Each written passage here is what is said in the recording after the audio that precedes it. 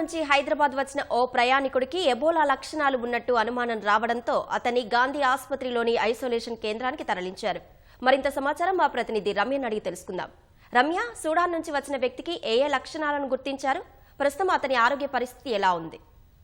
అశ్విని, కొద్దిసేపటి క్రితం మనకు అందిన సమాచారం ప్రకారం సూడాన్ నుంచి శంషాబాద్ ఎయిర్పోర్ట్ కు వచ్చినటువంటి మహమ్మద్ అనే పేషెంట్ అంటే అతని థర్మల్ స్క్రీనింగ్ లో మనం సాధారణంగా ఏవైతే ఆఫ్రికా దేశాలు ఉన్నాయో, ముఖ్యంగా ఎబోలా ప్రభావిత ప్రాంతాలు ఉన్నాయో అక్కడ నుంచి హైదరాబాద్ వస్తున్నటువంటి ప్రతి ఒక్క ప్రయాణికుని కూడా స్క్రీనింగ్ చేసి మాత్రమే నగరంలోకి అనుమతిస్తున్నటువంటి పరిస్థితి ఉంది. ఈ నేపథ్యంలో జరిగినటువంటి స్క్రీనింగ్ ప్రక్రియలో థర్మల్ స్క్రీనింగ్ లో అతనికి ఎవరైతే సూడాన్ నుంచి వచ్చిన వ్యక్తి ఉన్నారో అతనికి టెంపరేచర్ 100 degrees గా చూపించిన నేపథ్యంలోనే ఇది లైట్ ఫీవర్ కావడంతో అక్కడ ఉన్నటువంటి పబ్లిక్ హెల్త్ అఫీషియల్స్ అందరూ కూడా వెంటనే రెస్పాండ్ అయ్యి వాళ్ళని గాంధీ హాస్పిటల్ తరలించదని గాంధీ హాస్పిటల్లో 10 బెడ్, దాదాపు 15 సాధారణ ఐసోలేషన్ బెడ్స్ తో కూడినటువంటి వార్డు, మరో 10 బెడ్స్ సెపరేట్ గా ట్రీట్మెంట్ కోసం ఏర్పాటు చేసింది. మొత్తం 25 బెడ్స్ ని ఎబోలా ట్రీట్మెంట్ కోసం ఏర్పాటు చేయగా ఇప్పుడు ఎవరైతే వ్యక్తి సూడాన్ నుంచి వచ్చారో అతను మొట్టమొదటిసారిగా గాంధీ ఆసుపత్రికి వచ్చినటువంటి ఎబోలా లక్షణాలు ఉన్న వ్యక్తిగా కూడా మనం చెప్పొచ్చు. అయితే ఇతనికి సంబంధించి ఎబోలా ఉందా లేదంటే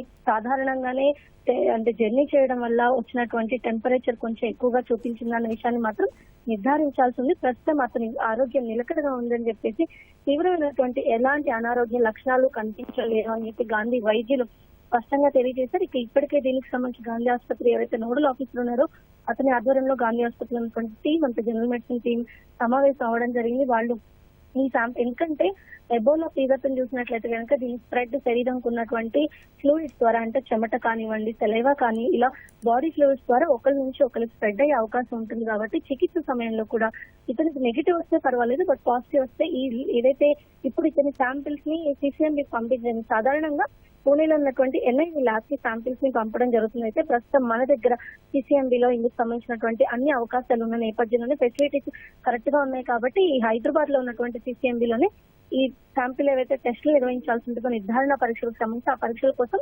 శాంపిల్స్ ని సిసిఎంబికి పంపించడానికి దాదాపు 2 నుంచి 3 రోజుల్లోపే ఈ శాంపిల్ కి సంబంధించిన రిజల్ట్ అయితే వచ్చే అవకాశం. అయితే ఒకవేళ ఇది ఎబోలా కాకపోతే పర్వాలేదు, కానీ ఎబోలా అయితే గనక ఈ మధ్యలో ఈ 3 రోజుల పాటు ట్రీట్మెంట్ ఇచ్చే వైద్యులకి అప్రమత్తంగా ఉండాల్సిన అవసరం ఉంటుంది. కాబట్టి ఎలాంటి గైడ్ లైన్స్ ఉన్నాయి, ఎస్ఓపీస్ ఏమున్నాయి, ఎలా ఒక రోగిని ట్రీట్ చేయాల్సిన అవసరం ఉంటుందన్న విషయం పైన కూడా వైద్యులంతా కూర్చొని చర్చిస్తున్నటువంటి పరిస్థితి ప్రస్తుతం గాంధీ ఆసుపత్రిలో ఉంది.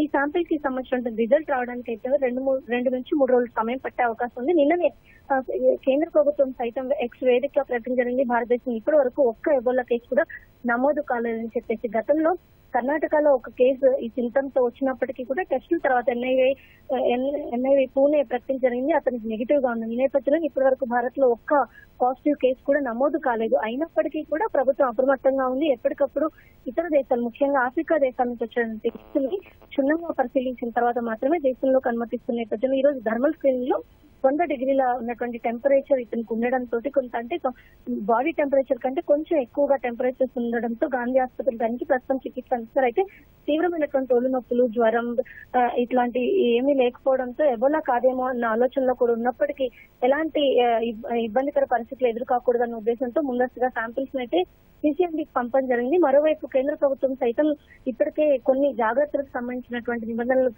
ప్రకటించారు. ఇందులో భాగంగా ఎవరైనా ఆఫ్రికా దేశాల నుంచి వచ్చిన ప్రతి ఒక్కరు కూడా 21 రోజుల పాటు ఐసోలేషన్ లో ఉండాలి స్పష్టంగా చెప్పింది. సెల్ఫ్ ఐసోలేషన్ లో ఉండాలి అని చెప్పి, ఒకవేళ వాళ్ళు సెల్ఫ్ ఐసోలేషన్ లో ఉన్నప్పుడు ఏదైనా సింటమ్స్ రైజ్ అయితే ఎవరిని కాంటాక్ట్ చేయాలి, ఎవరి ద్వారా టెస్టులు చేయించుకోవాలన్న సమాచారం కోసం 1075 నెంబర్ కి కాల్ చేసి సమాచారం తెలుసుకోవాలని చెప్పి కూడా స్పష్టంగా కేంద్ర ప్రభుత్వం అదేవిధంగా రాష్ట్ర ప్రభుత్వాలు స్పష్టం చేశారు. ధన్యవాదాలు రమ్య.